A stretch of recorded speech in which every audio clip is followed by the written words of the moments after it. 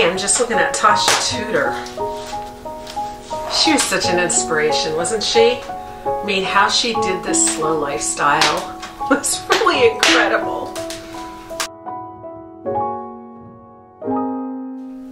Speaking of the slow living and the simple life, Julie Tweedy and I are doing a podcast. It's out every Monday. It's called Embracing the Simple Life. Check it out. It's on Podbean and Google and Apple and all the places that you would listen to a podcast. So check it out. It's just a wonderful conversation about trying to engage in slower living, more simple living. It's really fun.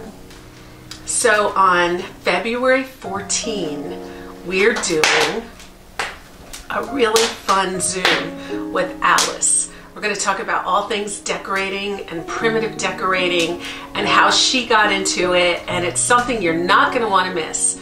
So if you want to do it, you have to sign up ahead of time, okay?